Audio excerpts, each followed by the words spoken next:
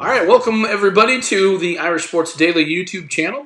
Christian McCullum and I are going to be kind of continuing on with our topics as far as recruiting goes and what's been going on with Notre Dame recruiting. We're going to kind of break down the board. So far, we've gone through what did we go through, Chris? We went through Pretty quarterback, much, wide receiver, quarterback, running back, wide receiver so far, and yep. tight end because they really haven't. They've already got their tight end. So now we're going to focus on offensive line and kind of give people our thoughts on where they stand at this point on some of these guys. Um, yeah, it's interesting because a lot of people have said, well, who's the top targets? Who do you think is the top targets for Notre Dame? That type of thing. And Chris, I have some thoughts on that as well, but I just wanted to get your thoughts on that. Who do you think are some of the top targets right now for Notre I, Dame? I think if you're looking at the very, very top of the board targets, you're looking at in terms of disposition, you're looking at guys like Samson Alcantar and Charles Jagusa, who was just on campus here recently. Those are kind of the top guys in my opinion for them. Okay. I'd throw Monroe Freeling in there as well. I Oh think he's yeah, for a guy sure. that, Yep. that certainly is the top guy. Let's kind of go down the thing with Samson Alconlola. I mean, here's a guy that I love. I think he's a really talented guy. Every time you watch the guy's film, this is a guy who could easily play left tackle. He's a guy who moves very, very well. He's already pretty close to 300 pounds. And when you look at like the pictures of him, it's not like he's a fat 300 pounds. I mean, he's just a well put together guy. When you look at that situation with this guy, what do you I mean, what do you think Notre Dame? He hasn't really come out and scheduled anything, but every time we talk to him or anybody else does, he says he's going to visit. But so far, that hasn't happened. Your thoughts? Yeah, so I've said it on the board before. I think Notre Dame, I think they were kind of on the outside looking in here for a while, right? They offered him last summer and he said all the right things. He was appreciative of the offer and, he was honored and everything that, expect someone to say respectfully. But he told me right then, like last June, like, oh, I'm doubtful I'll be able to make a visit this fall, which is weird. It's almost like you appreciate the honesty. But usually, like right after a kid gets offered, oh, yeah, I'm going to try to get out there for a game. And he knew then that he probably wasn't going to make it to Notre Dame for a game that fall. And a lot of that has to do with the prep school schedules out here in New England. They play on Saturdays, so it's difficult. But like I said, I appreciate the honesty. Then you kind of keep moving forward, and it was still kind of one of those things where, yeah, I think I'll visit, but I don't know when. And again, you appreciate the honesty rather than just saying, "Oh yeah, I'm definitely going to get there. I'm definitely going to get there. It's a priority."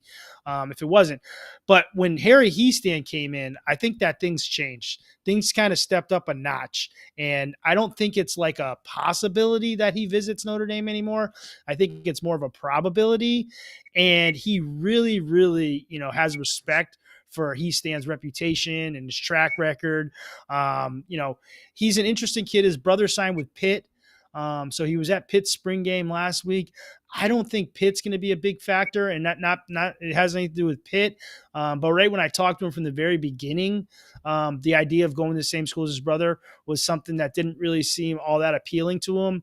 I don't think he would avoid it, but it doesn't seem like something that's going to really, really move the needle in Pitt's direction. So you're looking at, everyone wants the kid, right? So you're looking at schools like Ohio State, Georgia, A&M. I know he visited Penn State for their junior day in January, been to Georgia already. But Notre Dame, I really think with the addition of Harry Heastand, that really caught his attention.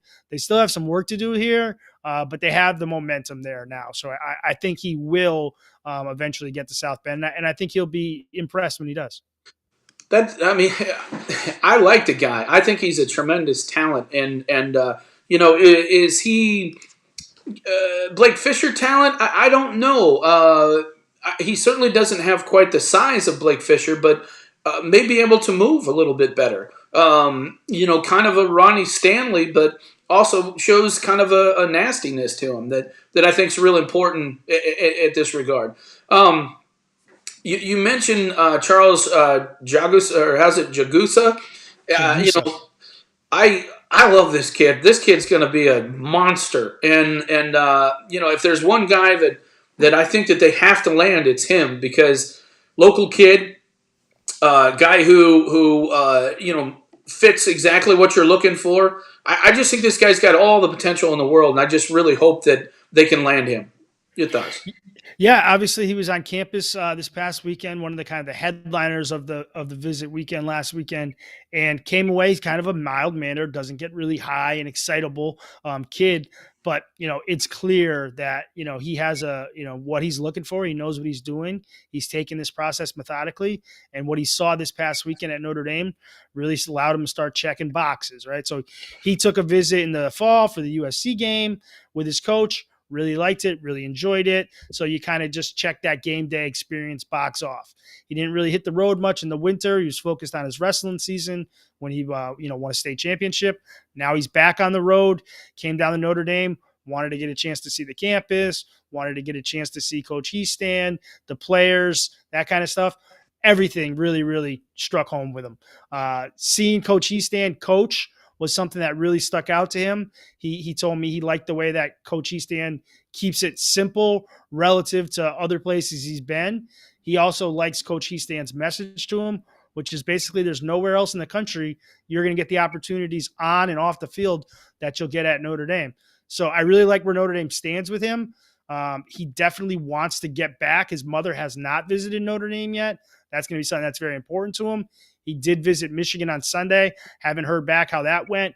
But when I, talking to him and the people around him, Notre Dame definitely, is right up there. They're going to be there. And you talk to kids all the time who, talk about faith and how important it is to them. And, for him, the first thing he did when he left Notre Dame on Saturday was stop at a local church and hit a mass. And that's something that he wanted to do. So that tells you that, faith is really serious about, he's really serious about his faith. Who do you think is kind of the competition for Notre Dame there? Yeah, right now I think Michigan, Arkansas is a school that's kind of been, in there. Some of the Midwestern schools, but he's not a kid that's like needs to, have everyone falling all over him. So it seems like Michigan and Arkansas right now.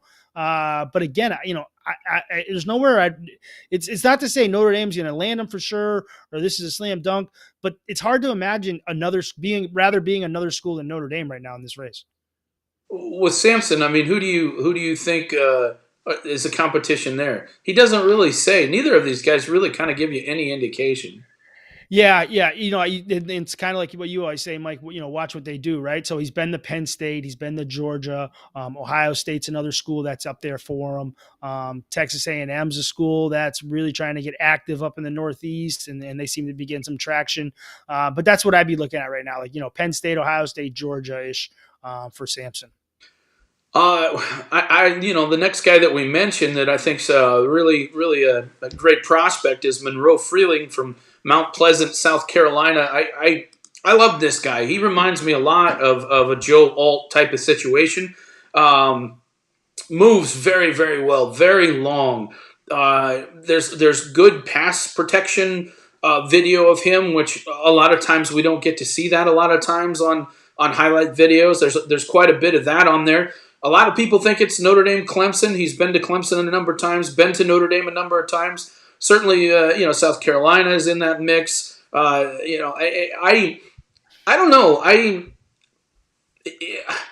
like this kid. I would love to land this kid, and boy, there's a chance they could get all three of those guys. And boy, if they did, that would be. I would put that class up with any class that Notre Dame's had in a long time. I really like these guys that much. I think that Blake and Joe Alt and Rocco Spindler, those are three that certainly are elite players as well, and that's one heck of a class too. And so there's Notre Dame's had a lot of good classes in the past, but with Monroe Freeling, it's crazy because I think a lot of people think that Clemson might slightly lead here. What are your thoughts on that? Yeah, so Monroe and all these guys, right? They're all kind of keeping under the radar. They're not huge media people, which kind is of usually for O-line is the case. Yeah, and which is what we always said about Harry Heastan. His style would be fine, for recruiting offensive linemen. But when I talked to Monroe, I've talked to Monroe for the first time last summer, right before he went to Notre Dame, and he made it pretty clear that Notre Dame was at the top. If they weren't by themselves, whoever else was up there, Notre Dame was right there with them. Yeah. And that was coming into the visit. Coming out of the visit, he felt the same.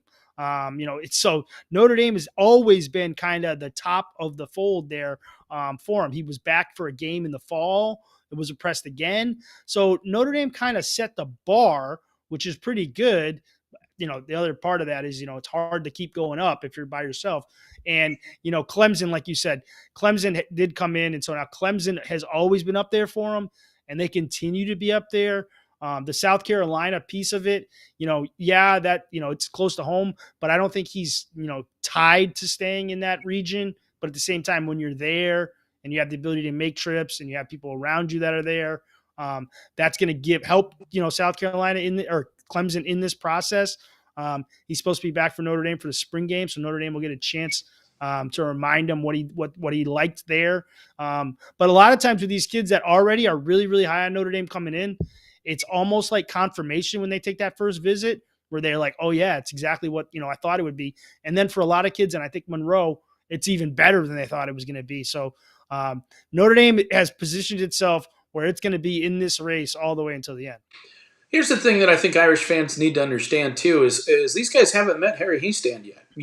They're basing their kind of initial opinion on Notre Dame on Jeff Quinn, who was a nice guy and a guy who worked hard in recruiting wise and that type of thing. But they know Harry's reputation. There'll be lots of videos talking about Harry, from former players and that type of thing. But so much of it's going to depend on once they actually meet Harry Hiestand and kind of watch him coach and watch him be around some players. And so far, the results have been very good. We've had a lot of very positive things said about that. But will it, materialize into commitments? I'm not sure. But that's the piece that the piece on the chessboard that Notre Dame has not played yet, which is the Harry Hiestand visit for guys like Monroe Fleming and Akinlola and certainly a lot of other guys that they're recruiting right now. So a guy who just recently came up and I like on film is Sam Pendleton. I kind of did a write-up on Irish Sports Daily, Christian, talking about each one of these guys before. And, the only thing that kind of concerns me a little bit with him is that, plays against not necessarily the best competition, comes from kind of a small town, about 2,000 people. It's not the best competition in the world. But, boy, this guy moves. He can really move and got real good size, pretty much close to a 300-pounder. I see him as maybe a right tackle, could possibly play guard as well. I think he can do both of those and be really effective. But he also just came up this weekend. What are your overall thoughts on Notre Dame's chances with him right now? Yeah, I think they're actually pretty good. For anyone that doesn't know, this has moved pretty quickly, right? He came out of the top 5 in February of Clemson, NC State, Virginia Tech, Penn State, and Michigan. So he came out at that beginning of February, was doing like a interview media session with somebody, and he was asked, what school haven't you heard from that you'd like to hear from? He said Notre Dame. And voila, a couple of days later, he hears from Notre Dame. A couple of days shortly after that, he's offered by Notre Dame, and then he immediately sets up a visit. So that kind of shows you he wasn't just talking, right? He really, really meant it. So, like you said, he came up this past weekend. I spoke with him after the trip, and he was blown away. He really, really enjoyed it. He's a kid that really wants to do his due diligence on this stuff. You can tell because when I spoke to him before the trip, he told me he didn't know a whole lot about Notre Dame.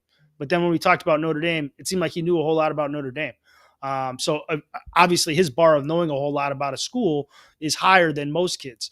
So when he got there, he really wanted to get a chance to, see what, Coach Hiestand was like. Loved that. He loved the fact that Coach Hiestand makes all these guys, the offensive line is one unit. Loves that idea. Got to listen to Marcus Freeman's team meeting. Loved the idea that Marcus Freeman was talking about, that was preaching, was competition. Competition is the most important thing. You want to compete, but we're also a family. And that really hit me because when I spoke with one of his coaches prior to the visit, I asked, how is this kid such a nice kid on the field? or off the field in such a, he has a mean streak on it. And his coach is like, oh man, that's just what we preach here. When you're in football, you should be a football guy. When you're in class, you should be a classroom guy. And, when I talked to Sam, he's like, yeah, that's exactly it. Really, really, a lot of the things that he heard at Notre Dame line up with the things he's heard at school. And then the biggest piece, I think, for him, he wants to study engineering. And he's really serious about that. And he knows that will be a challenge. And every time he goes somewhere, he wants to hear about that. Notre Dame laid it out for him. It showed him exactly what the road would look like. All right, this is what your first year would look like. This is what your second year would look like, and so on. And not only that, they showed him, all right, yeah, we got guys that have done it before. Sam Mustipher did it. Now he's playing with the Bears. We got a couple guys on the team right now doing it. We have guys in the past doing it. And that really opened his eyes. He's told me that, all the other places he's been, he never really got that example or got a chance to see or hear from kids who are actually doing it. So that really blew him away. He had some, obviously some really, really great quotes. Said that Notre Dame felt like family. Notre Dame offers everything he's looking for in a college. That being said, Notre Dame, like I said, they just came in this race a matter of weeks ago. So they're going to have some, they have some, not necessarily catching up to do, but there's, time that they weren't recruiting him when other schools were, building these relationships. They're going to have to overcome that. I don't think he's going to make any more visits. He went to Florida yesterday. I don't think he's going to make any more visits before he makes a final decision. Did he see enough at Notre Dame in one visit to make that decision? He said he did. So I guess we'll see. But, they're in good shape considering they just started recruiting him like 6 weeks ago. Yeah, the Florida visit is one thing, and you certainly worry about Notre Dame's opportunities, and can they close that deal and that type of thing. I guess it becomes an issue of priority too at this point. What are you going to do? As far as Jagusa is out there and a guy that you got a really good shot at. Monroe Fleming is coming up soon. You got a really good shot at him. And then you have, Samson Alcantar, who we all think, is a really good player and will visit. So do you take commitments from some of these guys? And the next guy we're going to talk about is Sullivan Abshire, who also is coming up for the spring game. And a guy who seems to be closer to decision mode than, say, maybe Jagusa or Akinlola or really even Monroe Fleming.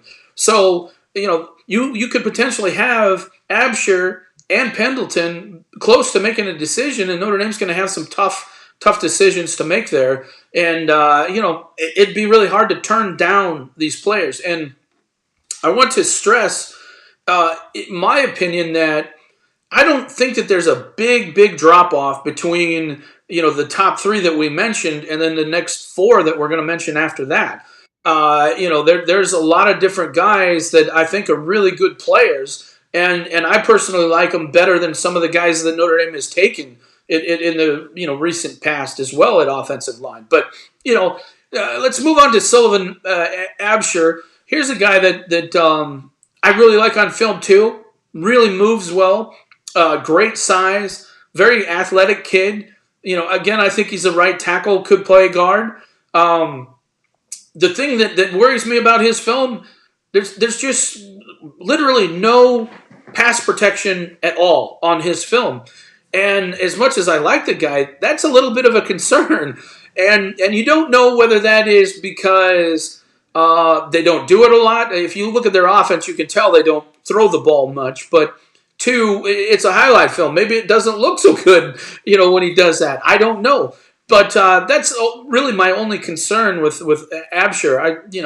There's just not a lot of film of him playing, in pass protection. And that's a concern for me, especially considering how much Notre Dame throws the ball. Your thoughts? As someone who played wide receiver in a wing T offense in high school, I can tell you it's probably because that pass protection film doesn't exist. Yeah, exactly.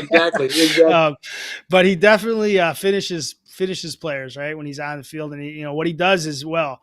Now he was offered back in the fall. Didn't really seem to really make much of an impact. Blah blah. Then Coach Eastand's hired. Heastan, visits, he had already have Heastan starts recruiting him, kid sets up a visit, Heastan goes to his school, checks him out, gets to look at him, whatever. Then the kid comes and visits the next day, Notre Dame the next day, and he's just blown away. And, like you said, Harry Heastan did a marvelous job. I mean, he was just sold. He told me, spending, 48 hours after meeting Heastan or seeing him for the first time, he's just like, this guy is it. These guys are all just truly, truly believe in him. Dad loved it. They really, really seems like they fit there. There's a time when I thought, maybe North Carolina, maybe this is a Notre Dame North Carolina battle initially, but he recently came out of top 3, and it's Clemson, Notre Dame, and NC State, which is pretty interesting. So, I know the NC State people are pretty excited about being in this race. The people out there kind of lean Clemson. I think, a lot of people are thinking Clemson might have a slight edge here. He was just at their spring game recently. Again, another kid from the Carolinas. So anytime you're down there dealing with Clemson, it's tough. But, everything I've heard is another kid where, when he visited Notre Dame, right after he visited Notre Dame, probably till today, there's nobody higher than Notre Dame. Maybe Clemson has a slight edge, but it's not going to be a major one. And when Notre Dame gets them back on campus later this month, they'll have the chance to, if there is any kind of, gap, they'll have a chance to erase that and probably exceed that, to be honest with you. So this one really, really looks like it's going to be a fun race. Yeah, and it's one that could end soon, and we'll see how it all unfolds. A guy I love, Christian, is Elijah Page, the tackle from Phoenix, Arizona. I'd say he's probably the guy that has shown the least amount of interest so far. Although he has, I know you spoke with him. I believe it was you, or was it Matt? I believe it was you. He said a lot of great things, but so far hasn't scheduled anything. But man, I love this guy. I mean, you want to talk about film of pass protection. I mean, almost all his film is pass protection. He certainly has some run blocking and stuff like that, but the ability to get out in space too. They run a lot of screen stuff. He gets out in space, picks off his guy, moves very, very well. And really the film that we have is sophomore film. It's not even junior film. And this guy, he already looks to the 290 they say he is. Maybe he's even heavier. But just having that film that you can watch where he can actually move as well as he can, it's really impressive. I really like this kid. I hope Notre Dame can get him up for a visit, but it sounds like it may not come until an official visit, and that's if they can get him to do it. What are your thoughts there? Yeah, he comes from the same program as Tosh Baker, so obviously one of the top programs in the country. Spencer Rattler played there. J.D. Johnson kid was quarterback there. And him and Tosh Baker, their families are close. Elijah plays with, Tosh's little brother now. They're pretty close. So when he got the offer from Notre Dame, man, he was really, really excited. And, he's a kid, right? Like, he told me that getting to Notre Dame is a priority of his. So just because he wasn't able to drop everything and get there immediately, I still firmly believe he will get there eventually. It's just something that he has such respect for, the Baker family, everything he heard from them so far about it. And then another kid that really, really formed a good relationship with Coach Heastan in the weeks leading up to his visit or to that offer. So it really made, an impression on him. So he's a kid, like I said, he said it's a priority for him. And he used that word to me, that it's a priority to get there. He wanted to get there, quote unquote, sooner rather than later. Obviously, everybody's timetables are a little different. But yeah, I would imagine that Notre Dame's a school he's definitely going to get to. Kind of the last one that I want to talk about, and there certainly are other guys that Notre Dame is recruiting, but the guy that you can tell Harry was going to like was Austin Sierraveld. And, this guy kind of looks like Quentin Nelson. He's a big dude. He moves well, wants to punish people, pretty good and solid in pass protection. Came up for a recent visit. A lot of people think that he's going to be at Ohio State for, is it this weekend they have their spring game, or is it the same day? I don't know. I don't remember. Not sure. But some people think that, he may just pull the trigger at Ohio State. Some people say, no, Notre Dame is much more into this. What do you think about this guy and where Notre Dame stands and his interest right now? Yeah, I mean, they're up there, right? So, I mean, he came out of the top 6 last month. Notre Dame was on it, and then he cut that list in half here recently, where it's, like you said, just Notre Dame, Alabama, and then Ohio State. He has a relationship with his coach that stretches back so far. I mean, decades. I was talking to his coach, and his coach was just saying, he has a relationship that goes back to when he was at Cincinnati. And my mind blanked for a second. I thought he was talking about Freeman. No, he's talking about, Harry like 25, 30 years ago.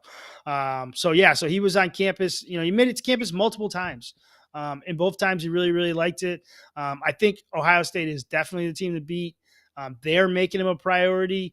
But he seems like a kid that isn't crazy about the extra things like the bells and whistles for the recruiting process. And those are the kids that, like we've talked about throughout, those are the kids that, Harry Hiestand can, connect with the most, and that they really appreciate what it is that he can offer.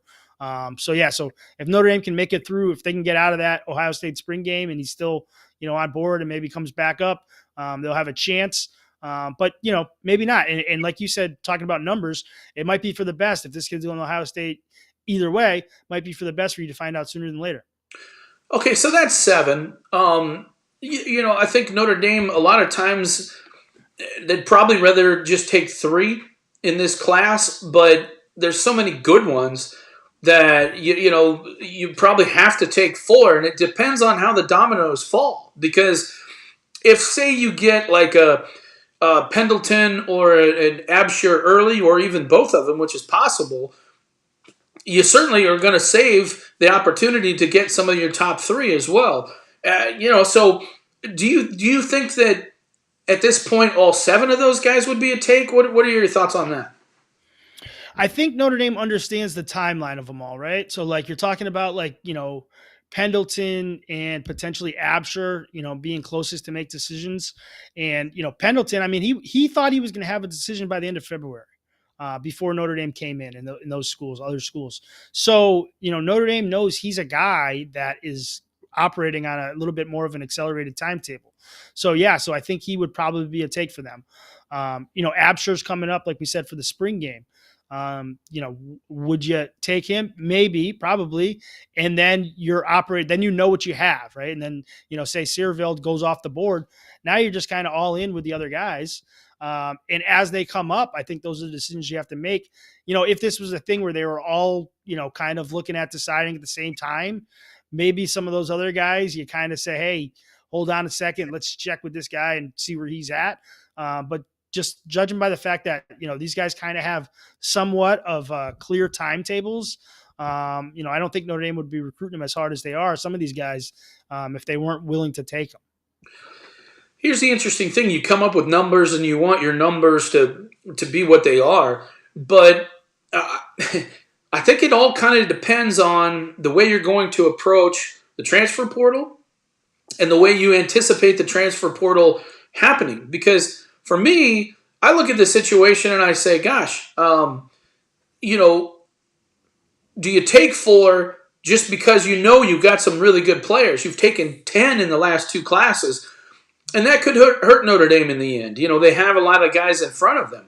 But if I'm Harry Hiestand and I'm Notre Dame, the way the transfer portal is working now and the way kids are approaching it, I don't worry about it. I just keep taking the best players I can, because they're all gonna get pushed out one way or the other. Whether it'll be, I can't play here, or you just got to have some frank conversations with them saying, look, you're never going to play here. You need to move on and find something else. And that's part of the NIL thing now. That's part of the transfer rule thing of it now. The scholarship of 4 years and we're going to stand by you and you're our man, I think that's gone. I really do. I think if you want to compete at this level, and if the players want to make it about, okay, well, we got to get paid and we got to do our things, and we have no loyalty to you, and we can leave at any time, I think that the Notre Dame and all colleges now have to look at it as,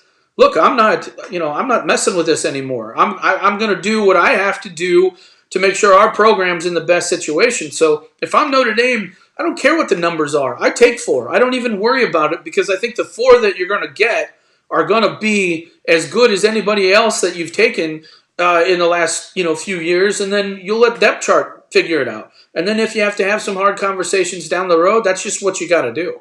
And I think that that's the new reality of NIL and college football and the transfer portal.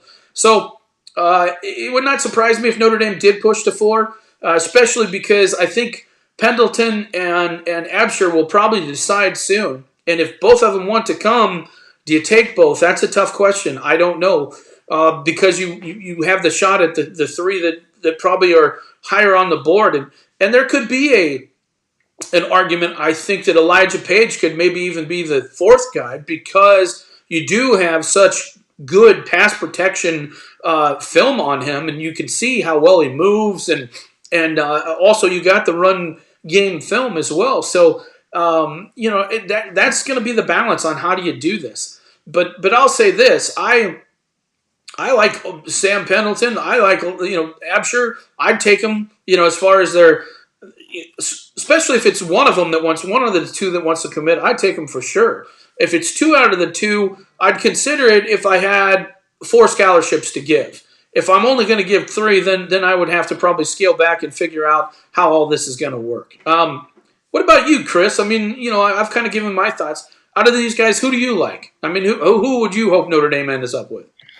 Yeah, Freeling seems like he could be special, right? It's just the way he moves and how complete he is and all that stuff. He seems like a real special type of player. When it comes to Akunlola, man, I've watched a lot of New England prep school football over the last few years, and the varying levels of talent on the field is just jarring. Yeah, I did. You got kids that are going to be playing in Power 5, big time Power 5 schools in a year, and kids that are to be studied, trigonometry 8 or whatever the hell it is. They do not belong. Guys that they're playing against guys that wouldn't play on a normal varsity high school football team. Yeah, definitely. But Samson is the most dominant player I've seen in that league, in that area, in the last probably since Christian Wilkins.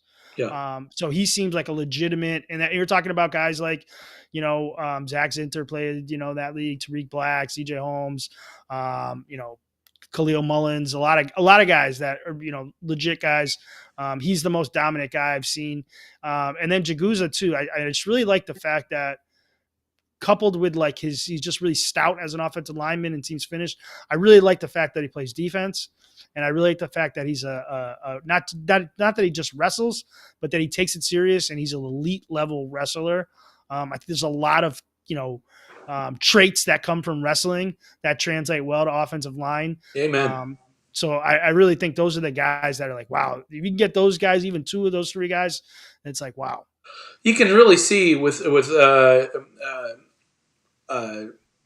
Jaguza, or how I can't Jaguza. You can really see how quick he is when he plays defense. I mean, he has got some really good quickness and the ability to turn his body. A lot of linemen are stiff; they can't turn left and right, and kind of reminds me of a Tillery in that Tillery was so good at being able to do that. So I think he's got that kind of potential, and I think Jerry Tillery made a mistake. I think Notre Dame needed him on defense, but I think Jerry Tillery would have been a NFL player for and a star as a left tackle somewhere. And but hey, that's just the way the ball bounces. What he wanted to do. So you think about Jaguza, like you said, his quickness. I mean, a lot of times with these big, huge offensive line studs, they just, especially they're playing the interior, right? They just go forward and just blow things up the straight. He goes by people without even touching them. Exactly. I know his quickness is so good, and he can move left and right so well. And just even in the pass protection stuff that you see, he moves really, really well for such a big guy, and he's going to be big. That guy's going to be 330 in no time at all. So, and that's, that's one thing that I've mentioned in my write-ups on Irish Sports Daily about these guys. Most of them are already 300 pounds. Notre Dame's taking a lot of guys that are 260, 270 that you have to build up and get them to the point. You don't know whether they can get to 300 and move as well as they can. These guys are already 300. You know they can move that well, and you also know that they're going to turn out to be guys who are going to be 320, no problem. All these guys will be 320, no problem. And that's going to be a good thing. And that's why I really like these guys. And I hope Notre Dame lands 4 of them. We've kind of mentioned the guys we like. But again, out of those 7, I'd be thrilled with any of them. Anybody else you wanted to mention that's kind of out there that just to keep an eye on if they have to move down the list? I think they're probably going to have to end up expanding the board. It seems like if they have to. It seems like a I lot of don't the think they guys. will, though. Yeah, I think they probably get what they need out of this group, but I do a lot too. of the guys they were in on earlier for various reasons are no longer in on. Chase Bisontis is a guy that I know you said Notre Dame probably they wouldn't be in that race much longer, and he came out of the top 8 that didn't include Notre Dame. Yeah. Caden Proctor's a guy we've talked about a lot. It was really not an option for them. There were some other guys earlier in the process that came in, TJ Shanahan, Harris Sewell, guys that just kind of seem to be going in different directions. So if Notre Dame needs to go beyond this 7, I think they'll probably look at new names. Yeah. Well, let's hope they don't have to, because I really like these guys. And to be honest, I think they'll probably fill their class out of these 7, whether that's 3 or 4. If they only get 3, I'll be shocked if they don't get them out of this class, out of these 7 guys. So, all right, folks, that's going to be it. I hope you enjoyed that. Christian and I will be back here soon. We'll be talking D linemen and who we like there. And there's a lot to like about defensive line and Notre Dame recruiting in 2023. Thanks for watching. We'll talk to you guys soon.